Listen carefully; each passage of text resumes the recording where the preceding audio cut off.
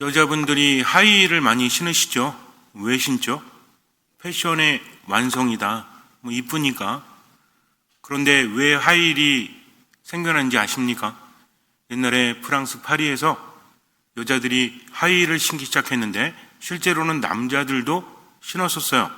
지금은 여자들만 신지만 하이힐은 멋을 내기 위해서 신는 것이 아니라 너무 지저분하니까. 그러니까 무슨 얘기냐면 용변을 볼 때 화장실이 따로 없어요. 여기저기 다 쌓아놓는 거죠. 그러니 어때요? 지저분해집니다. 그래서 좀 높아야 되잖아요. 그래서 하이힐이 발전했다고 합니다. 워낙 지저분하니까. 프랑스 파리는 밀집된 도시죠. 그래서 수많은 사람들이 모여들었고 문제는 너무 지저분했다는 겁니다.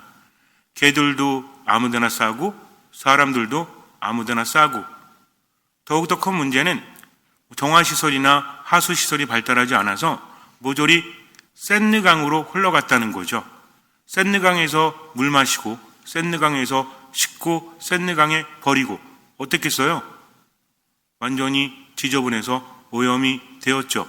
그러다 보니 어떤 문제가 발생합니까? 전염병이 계속 창궐했다는 거죠.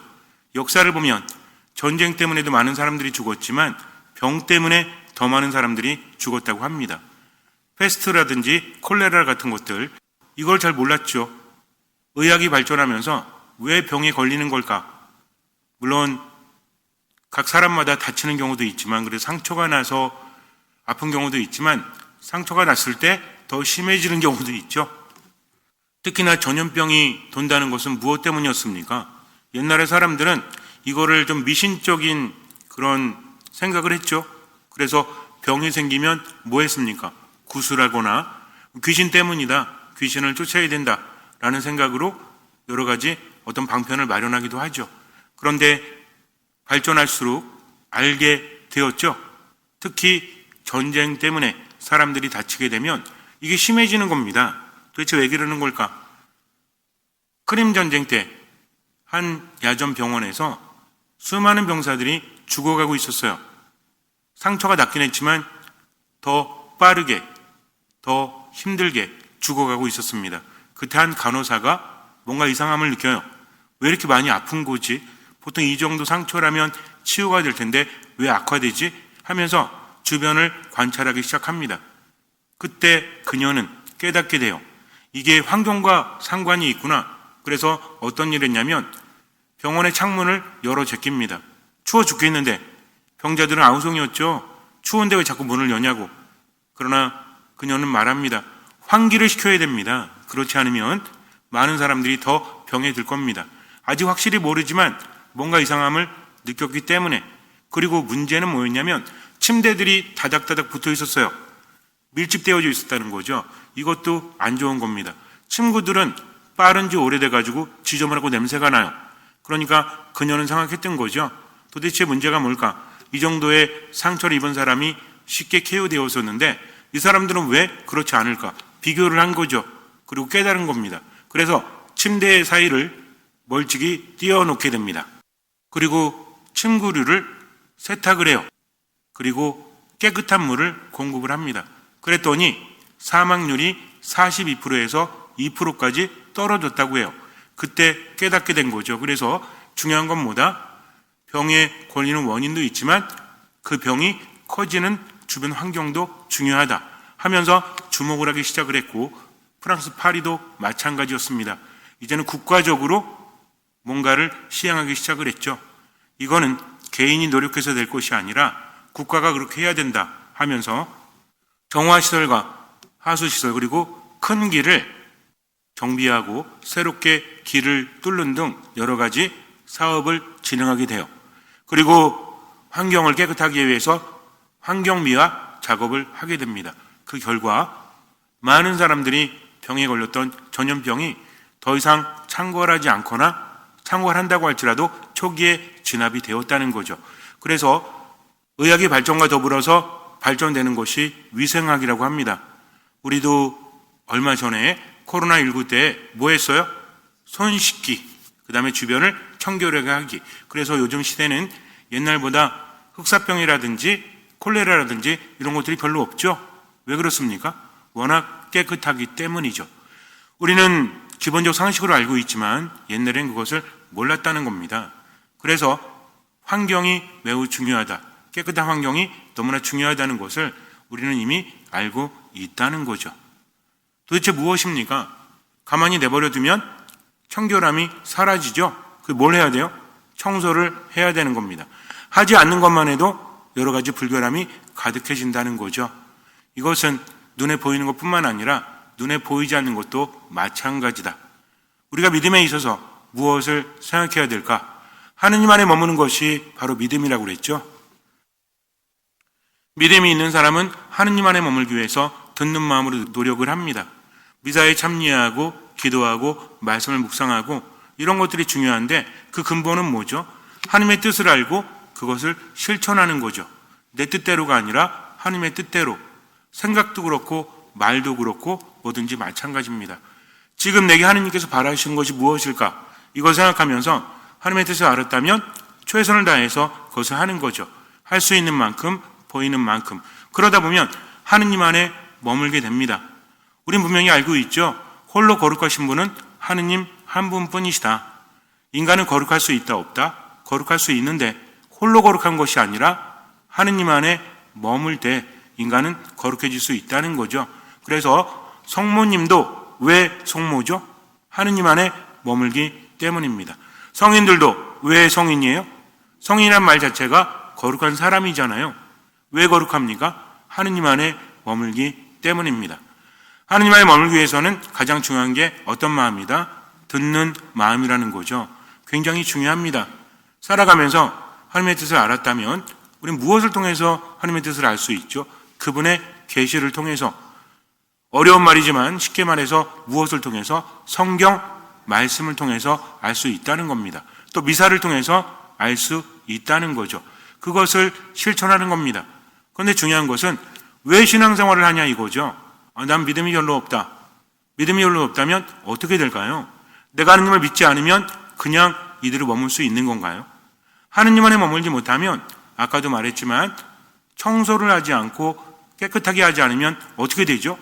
지저분해지고 오염되어지죠. 그래서 병균들이 더 커지게 됩니다. 마찬가지예요. 거룩하다는 것은 하느님 안에 머물고 하느님은 치유를 하십니다. 생기가 넘치게 하신다는 거죠. 깨끗할 때와 더러울 때 차이가 뭐죠? 깨끗할 때는 생명력이 넘치죠.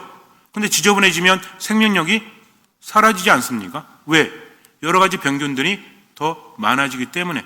더러워진다는 것은 이렇게 안 좋은 거예요. 그래서 우리는 깨끗하게 유지를 하죠. 예를 들어서 한 6개월 동안 목욕하지 않았어. 그럼 앞에서 이야기하면 어떨까요? 냄새 엄청나게 나겠지. 그럼 여러분들 견딜 수 있어요? 견딜 수 없죠. 좀 씻으라고 하겠죠. 왜? 견딜 수 없으니까. 병에 든다는 것은 불쾌하게 만든다는 겁니다. 그리고 생기를 점점 떨어뜨리는 거죠. 어디로 몰고 가요? 죽음으로 몰고 가는 겁니다. 마찬가지예요. 믿음이라는 것은 하느님 안에 머무는 것이고 하느님 안에 머물러야만 우리가 생명력을 얻을 수 있고 하느님 안에 머물러야만 치유를 받을 수 있고 하느님 안에 머물러야만 정화될 수 있다. 근데 그렇지 않으면 점점 불결해지고 지저분해지고 죽음을 향해서 갈 수밖에 없다는 거죠. 신앙생활 한다는 것이 때로 힘들게 느껴지죠. 많은 분들이 이야기합니다. 봉사하는 게 힘들잖아요. 하나님의 뜻대로 사는 게 힘들잖아요. 그래서 제가 여러분에게 늘 말씀드리지만 인생이라는 것은 힘드냐 쉽냐 어렵냐 이게 아니다. 이것이 살 길이라면 해야 됩니다. 이것이 죽을 길이라면 하지 말아야 된다는 거죠. 밥 먹기 싫다고 밥을 안 먹으면 어떻게 돼요? 거식증에 걸려가지고 죽지 않습니까? 처음에는 먹기 싫어서 안 먹었죠? 자꾸 안 먹다 보니까 몸에서 받아들이질 않아요. 습관이 되는 겁니다. 마찬가지예요. 힘들다고 해서 자꾸 안 하면 습관이 돼서 그것을 하지 않으니까 안 좋은 상태로 간다는 거죠. 그러나 자꾸 하다 보니 어때요? 습관이라는 것은 좋은 겁니까? 안 좋은 겁니까? 좋을 수도 있고 안 좋을 수도 있다. 깨달아야 된다는 거죠. 내가 봉사함에 있어서 왜 힘든지를 봉사하기 때문에 힘든 건가요? 그렇지 않죠. 인간적인 생각만을 하니까 하느님 바라보면서 하느님께 맡긴다면 생각을 맡기고 또 내 기분을 맡기고 말과 행동을 맡기는 거죠. 근데 많은 사람들이 하나님의 일을 하면서 스트레스 받는다고 합니다. 정말 그럴까요? 결국은 어떤 말을 하고 있는지, 어떤 기분을 느끼고 있는지, 어떤 생각을 느끼고 있는지를 알아야 되겠죠. 죄에 대해서 말할 때도 마찬가지입니다. 자꾸만 잘못했다 이게 목적이 아니라 죄에 대해서 말하는 이유는 뭡니까?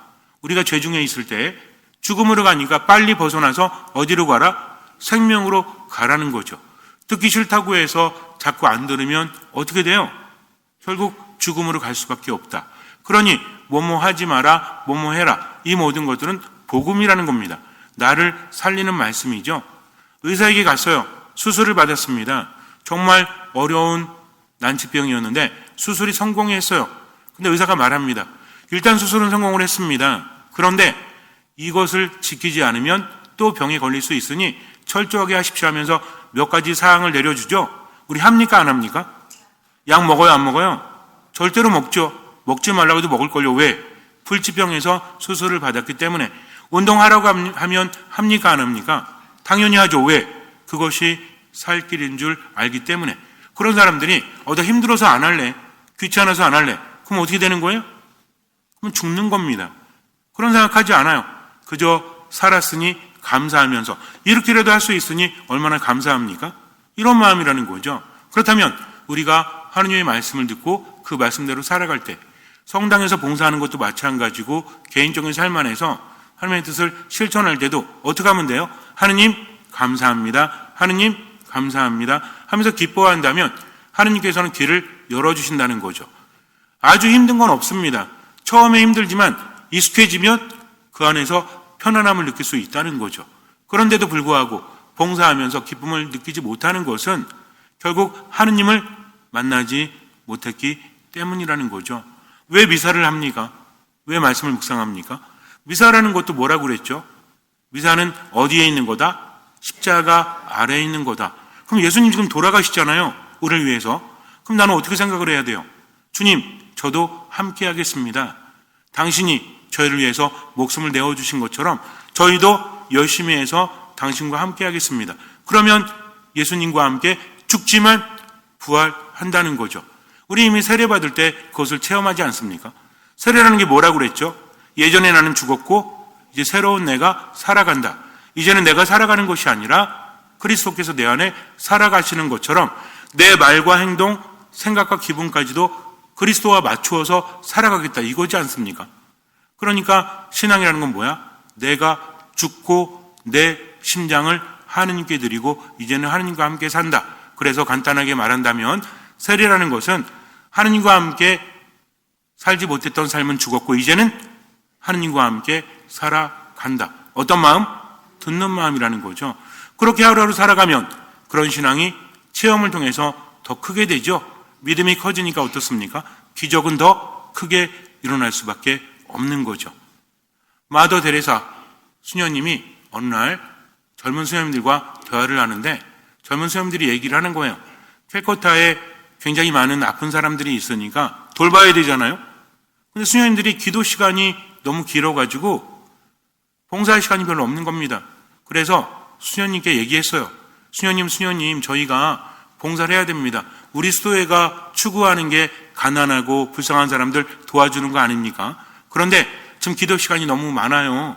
그래서 봉사할 시간이 없습니다. 그러니 기도 시간을 줄여주십시오. 그랬더니 데레사 수녀님이 듣고 나서 뭐라고 하셨냐면 기도 시간을 더 늘리도록 하세요. 하느님께 맡기세요. 했습니다. 수녀님들은 그렇게 했죠. 그랬더니 어때? 기쁨이 더 차오르는 거죠. 내 힘으로 하는 것이 아니라 하느님의 힘으로 하는 겁니다. 그렇다면 나는 과연 어떻게 해야 될까? 묵상을 해봐야 되겠죠. 중요한 건 뭐냐면 하느님 안에 머물고 하느님이 누구신지 아는 겁니다. 이렇게 되면 다른 생각하지 않죠. 오히려 스트레스가 점점 줄어드는 거죠. 나를 힘들게 하는 것은 봉사활동이 아닙니다. 나를 힘들게 하는 것은 신앙생활이 아닙니다. 나 때문에 힘든 거죠. 내가 죽지 않으니까. 그래서 예수님께서 뭐라고 하십니까? 나를 따라오기 위해서는 자기 자신을 버리고 제 십자가를 지고 나를 따라야 한다라고 하셨죠. 근데 우리는 나를 버리지 못하니까 자꾸 더 힘든 거죠. 그런데 예수님이 누구신지를 제대로 알면 영원한 것을 추구하게 되고 그 맛을 알게 된다는 겁니다. 그러면 중요한 건 뭐냐면 내가 못할 것은 못하는 거죠. 그저 하나님께 맡기고 최선을 다하는 거죠. 내가 하려고 하니까 문제가 발생하는 것 아니겠습니까? 나는 최선을 다할 뿐 모든 것은 다 하느님께 맡긴다. 그래서 힘들고 괴로울 때도 우리는 어떻게 하면 돼요? 하느님과 함께 하면 돼요. 뭡니까? 성호를 긋고 기도하는 거죠. 이 부정적인 것마저 하느님께 봉헌하는 겁니다. 이게 바로 신앙이라는 거죠. 근데 이런 신앙은 그냥 되는 게 아니라 하느님을 알면 되는 거예요. 믿음이라는 것은 들으면 들을수록 생겨난다는 거죠. 예수님을 아는 사람은 그분을 따를 수밖에 없어요. 예수님을 모르니까 제대로 따르지 못하는 겁니다. 마르코 복음을 보면 예수님께서 어떻게 활동을 하시죠? 하느님의 아들 그리스도의 복음의 시작이라고 우리에게 선포하고 있죠. 그러면서 예수님께서는 세례를 받으십니다. 또 광야에 가서 40일 동안 악마의 유혹을 받으십니다. 준비하시는 거예요. 새로운 모세로서 그분은 인간을 구원하시기 위해서 철저한 계획 안에서 활동을 하시는 겁니다. 그리고 나서 예수님께서 갈릴레아에서 복음을 전하십니다. 복음이 뭐예요? 기쁜 소식이죠. 우리 영혼의 기쁨이 되는 겁니다. 복음이라는 것은 쉽냐 어렵냐가 아니라 그것을 듣고 따를 때 살 수 있다. 그러니 무조건 따라야 되는 거죠. 그러면서도 맡기는 게 뭐다? 이게 믿음이라는 거예요. 모두가 아는 것은 믿음이 아닙니다. 잘 모르지만 그분을 신뢰하기 때문에 주님, 당신 말씀대로 살겠습니다 하고 했더니 체험이 주어지고 이 체험을 통해서 이거였구나. 그러니까 더 열심히 그분의 말씀을 따라야지 하면서 살아가고 믿음은 더 커지고 기적도 커지는 거죠. 어쨌든 중요한 것은 그분의 말씀은 부담이 아니라 복음이에요. 그분이 활동하실 때 뭘 먼저 하시죠? 제자들을 부르시잖아요. 갈릴레아 주변에서. 그리고 하시는 첫 번째 활동이 무엇입니까? 예수님께서는 40일 동안 단식하시면서 악마의 유혹을 받으셨죠? 악마에 대적하셨습니까? 그렇게 하지 않잖아요. 왜? 능력은 있지만 하나님의 뜻은 뭡니까? 악마와 대적하는 게 아니라 말씀으로 살아가는 거죠. 근데 그 다음에 예수님께서 활동하실 때 첫 번째 하신 기적이 뭐죠? 구마의 기적이에요. 40일 동안 너 40일 동안 와서 깐족깐족거리 넌 죽었어 이제. 이겁니까? 그럴 수도 있겠죠. 근데 왜 첫 번째로 마귀를 쫓아내셨을까요? 아픈 사람들 낫게 하는 기적도 있고 죽은 사람을 살리는 기적도 있는데 첫 번째 기적이 마귀를 쫓아내는 겁니다. 예수님께서 카파르나움에서 안식일에 회당에 들어가서 가르치시죠. 근데 회당은 뭡니까? 제가 여러분에게 가끔 설명을 드리죠. 왜? 성경적인 상식이 있어야 돼요. 원래 하느님은 어디 계시죠? 예루살렘 성전에 계시잖아요. 근데 회당 성전이 너무 멀잖아요. 그러니까 지방 사람들은 어디를 중심으로? 회당을 중심으로. 회당에 모여서 뭐 합니까? 말씀을 읽고 말씀을 묵상하고 또 율법의 가르침을 받고 이런 거였다는 거죠. 예수님께서는 초기에 회당을 중심으로 활동을 하시는데 나중에는 회당에 안 들어가시죠? 왜? 사람들이 거부하기 때문에. 이 정도는 상식으로 알아두세요. 어쨌든 초창기니까 회당에 들어가십니다. 그런데 사람들은 그분의 가르침에 몹시 놀라죠? 왜? 율법학자들과는 달리 권위가 있었기 때문이다. 즉 그분의 말씀은 하느님의 말씀이라는 거죠. 근데 여기서 놀라운 사건이 발생합니다. 예수님께서 가르치고 계시는데 한 사람이 크게 소리를 치며 난리를 벌여요. 그 사람은 어떤 사람이었죠? 마귀 들린 사람. 그런데 성경에서 뭐라고 표현합니까? 더러운 영이 들린 사람이 있었는데 예수님 앞에서 견디질 못하고 자신의 정체를 드러내죠. 나자렛 사람 예수님, 당신께서 저희와 무슨 상관이 있습니까? 저희를 멸망시키러 오셨습니까? 저는 당신이 누구신지 압니다. 당신은 하느님의 거룩하신 분입니다. 자, 주목하세요. 사탄은, 마귀는 더러운 영이에요. 하느님은, 예수님은 거룩하신 분입니다. 이 차이예요. 거룩하지 않은 것은 더러운 겁니다. 거룩한 것은 사람은 살리지만 더러운 것은 사람을 죽인다는 거죠. 더러운 것은 거룩함 앞에서 대결할 수 없어요. 거룩함이 있는 순간에 더러움은 사라지기 때문입니다. 청소하면 오염된 게 사라집니까? 남아있습니까? 청소 목적 자체가 뭐예요? 더러운 거 없애는 거잖아요. 그러니까 거룩한 분은 뭘 없애는 거예요? 더러운 것을 없애는 겁니다. 왜? 더러운 것이 인간을 죽음으로 몰고 가기 때문에. 그렇다면 인간은 언제 더러워지죠? 하느님 안에 머물지 못할 때. 이게 중요한 겁니다. 이게 핵심이라는 거죠. 우리는 언제 더러움의 지배를 받지 않죠? 하느님 안에 머물 때. 어디 안에 머물 때? 미사 안에 머물고 말씀 안에 머물고 기도 안에 머물면서. 근데 이거는 겉으로 보이는 거잖아요. 근본적으로 어떤 자세로 머물러야 돼? 어떤 마음으로? 듣는 마음으로. 그럼 듣는 마음은 뭐예요? 내 생각과 내 기분과 내 말과 행동을 하느님께로, 겸손과 순명이 그 안에 들어가 있다는 거죠. 그래서 하나님의 뜻이 뭔지를 자꾸 들으려고 하고 그것을 들었으면 실천하는 겁니다. 얼마만큼? 할 수 있는 만큼, 또 얼마만큼? 보이는 만큼. 근데 뭐가 더 커요? 내가 하는 것보다는 하느님께 맡기는 게 더 크다는 거죠. 그러니 가벼워요, 안 가벼워요? 가볍죠. 근데 신앙생활 하면서 계속 힘들다. 봉사 오래 해서 힘들다. 뭐 해서 힘들다. 이건 뭐예요? 맡기지 않았기 때문이죠. 우린 기분대로 살아갑니다. 근데 문제는 뭐냐면 기분대로 살아가면 하느님 안에 머물지 못해요. 결국 누가 지배합니까? 더러운 영이 지배를 한다는 거죠. 예수님 말씀하시잖아요. 더러운 영을 쫓아내고 나면, 깨끗하게 하고 나면 지키는 자가 없으면 어떻게 한다? 더러운 영이 돌아와가지고 깨끗해졌네 하고 가서 더 많은 더러운 영과 함께 와서 차지한다고 하죠. 누가 지켜줘야 돼요? 예수님께서 지켜줘야 합니다. 그럼 언제 지켜주시죠? 그분 안에 머물 때. 이게 신앙이라는 거죠. 그래서 우리 삶을 힘들게 하는 것은 무엇입니까? 더러운 영들이라는 거죠. 사탄은요, 인간을 힘들게 하는 게 목적이 아닙니다. 사탄은 뭐가 목적이에요? 이름 자체가 지금 뭐야? 사탄을 뭐라고 불렀죠?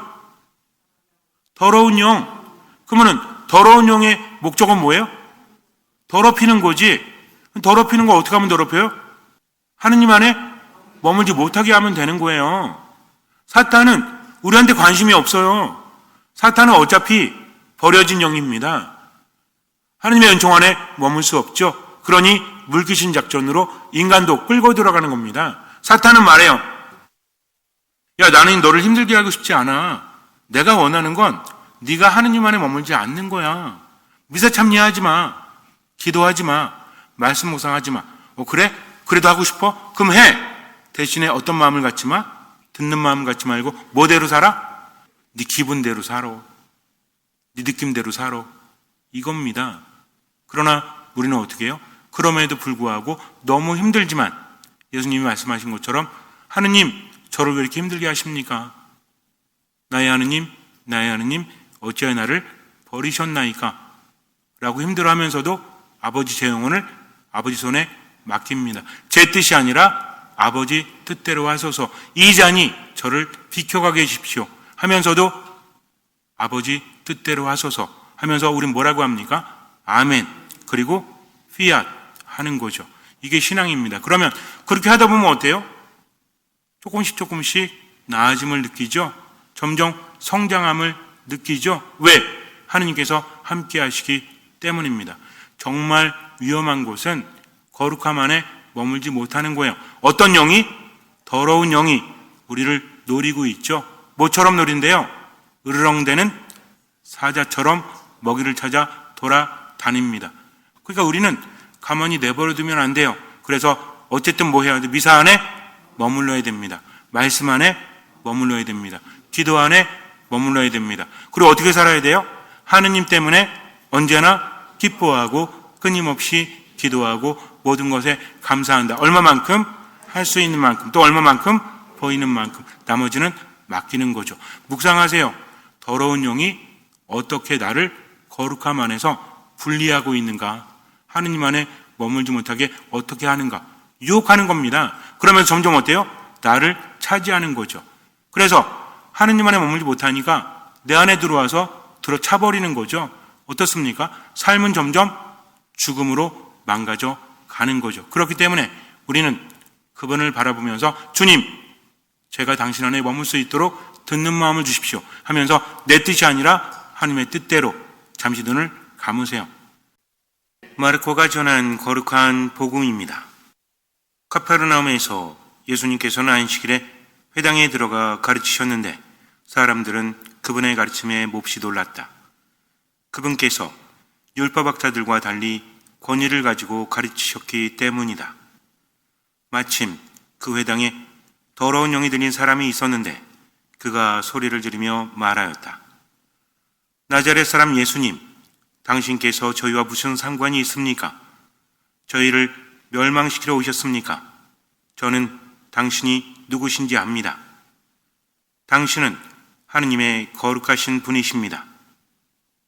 예수님께서 그에게 조용히 하여라, 그 사람에게서 나가라 하고 꾸짖으시니 더러운 영은 그 사람에게 경련을 일으켜 놓고 큰 소리를 지르며 나갔다.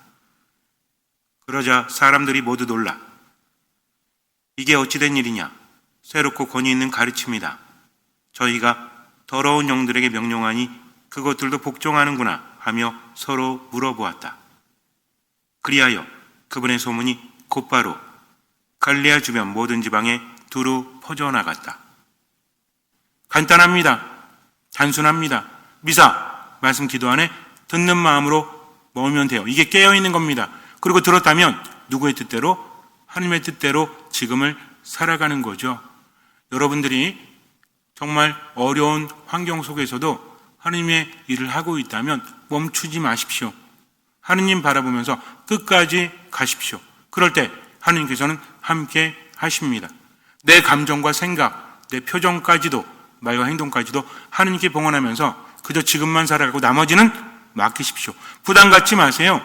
복음은 이미 시작되었기 때문입니다. 힘들어도 할 수 있는 만큼, 보이는 만큼 그분의 말씀대로 지금을 살아가면 돼요. 나머지는 맡기면 됩니다. 주님께서는 그 믿음을 보시고 우리 삶에 놀라운 기적을 일으켜 주실 것입니다. 아멘.